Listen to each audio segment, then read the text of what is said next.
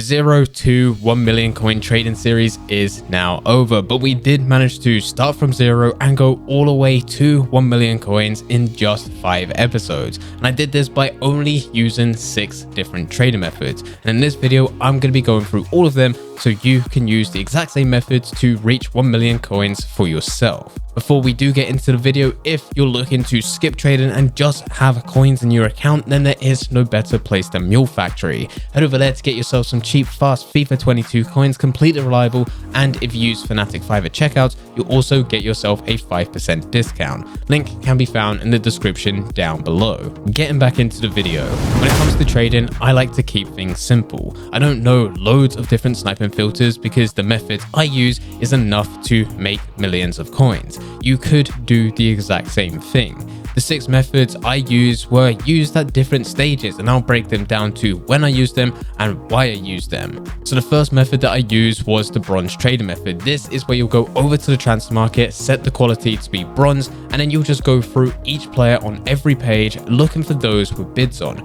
If they have a bid, it's a good indication that there's attention for that player, but also that they're most likely a lot lower compared to their lowest buy now. Once you find a player with a bid on, add them to your watch list and then compare that player's price. You're just checking what is currently the lowest buy now. If the lowest buy now is, say, 600 coins and there's currently only a 150 coin bid on that player, you can put a 200 coin bid in and list it for 550, undercutting the market, but still enough for you to make a decent amount of profit. This method is great to be using right at the beginning of Ultimate Team. This is when you have only just started and maybe you've only got a couple hundred coins in your account and you want to be able to get that up to be 10, 20, 30,000 and beyond. The barrier to entry for this method is so low because at a minimum you will need 200 coins. 200 coins is enough for you to get a deal, and with that deal there's a chance that they could sell for 400 where you're able to double, 600, triple, and even in some cases it can even go up into the thousands. I started with this method right at the beginning and continued to use it, mixed with a few other methods later on, and we stopped using it once we got above 50,000 coins. The second trading method, and this is very similar to the first trading method, is just the next step. This is where we do the exact same thing again, except now we're looking at silver players. Silver players have slightly more attention, which leads to them being at a slightly higher price. You won't be able to get as many at 200 coins. You will need to pay slightly more. Sometimes it may even need to be 1,000, 2,000 coins for a deal, but you should be able to sell that player for a lot more coins in total. The method is still exactly the same. You still set the quality to be silver. You go across each player on the transfer market, look for those with bids on, add them to your watch list, compare the price, and place a bid if there is room to make profit. And on the 0 to 1 million coin trading series, this method was used right at the beginning after about 10, 20,000 coins, where we started to have a lot of coins and that was way too many to put into bronze players. We started to use bronze players and silver players, and also we used it towards the end, where we was only 40,000 coins away from hitting our 1 million total. So instead of looking at other trading methods, which could have taken a bit more time to sell, I looked to go back to the basics where we started trading with silvers. The next trading method was the bulk bidding method. We used this within episode 1 and 2. And it is one of the most documented trading methods that we talk about here on this channel because really everyone should be using this. It's one of the easiest methods that you can use, only takes a couple minutes to set up, and at the end you may only be able to make 100 coins per player, but once you have loads of different players, when you're able to trade with them and sell them on, this will lead to making thousands of coins. The player that I used within episode 1 was Rui Patricio. I was able to get him at 700 coins. That is his minimum price for an 82 rated player, and I was able to sell anywhere between 800 to around 1,100 coins in total, all given a different amount of profit after the 5% EA tax, but at the end of the day we were still in profit. If you do want to use this bulk bidding method, I would recommend finding a different player other than Rui Patricio, and you do this by heading over to the likes of FUTWIZ or FUTBIN. You set the quality to be rare gold, and I normally put the max rating to be 83. This will give all rare gold players from 75 all the way up to 83 rated, and then it's just trial and error as you experiment with different players. You find their lowest buy now and then take a couple hundred coins away. This will take into consideration a 5% EA tax and also being able to make profit, You set that as your maximum bid amount, and then you go across each player bidding at that price. You will know if you get a good player because at the end there should be 30 to 40 expired within your watch list. Those are players that you've won and you can sell them on for that lowest buy now that you searched for earlier.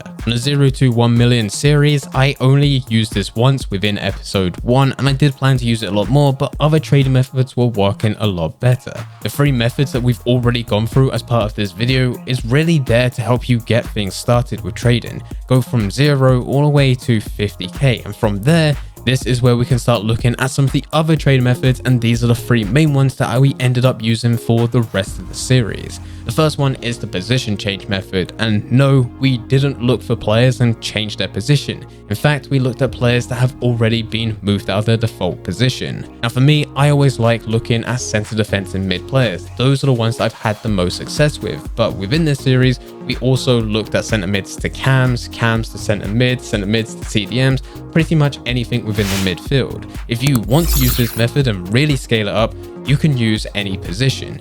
There's 2 that you can't use, this being goalkeepers and centre backs because they can't be converted to anything, and I would also recommend avoiding any right backs to right wing backs or left backs to left wing backs. Everything else though will work with this method. To get a list of players, I normally go over to FootWiz, I set the quality to be rare gold, we go to the centre defensive mid position, and then I search the top 5 major leagues. This will give me a list of all center defensive mid players within the Premier League, Liga, and Serie A, Bundesliga, and La Liga. Now moving back over to Ultimate Team on the transfer market, you will go and type in each player's name in as part of that list, and instead of looking for them by default, you're going to change the position to be a center mid. The only way that these CDMs that you have the list for can be within a center mid position is if another player has converted them to be a center mid and then listed them on the transfer market.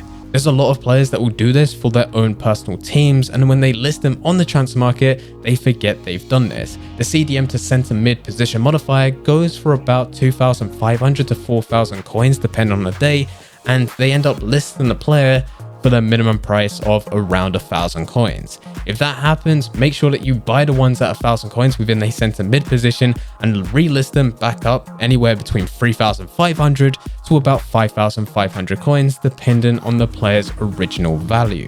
We ended up trading with position change players all the way from episode 2 all the way to the end once we did hit 1 million coins, and probably added hundreds of thousands of coins of profit to my account.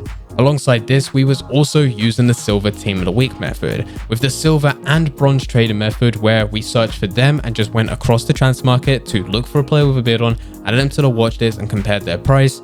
Yeah, well, you do the exact same thing again, except now we're looking at silver team of the weeks. This is exactly what I meant when I said earlier that I don't need to know loads of different sniping filters, because you could just do the same thing over and over again with different quality and players and get better deals. And as you get more coins, you can scale this up to more expensive cards. And that's exactly what we're doing. With the silver team of the week method, you're not going to be able to get as many deals. I was averaging anywhere between 5 to 10 per hour, but with those 5 or 10, I was able to make thousands of coins profit on each card. For me to make a very similar amount of coins with silver or the bronze trading method, I would need to go get 10 or 20 cards to trade with to make a very similar amount of coins in profit.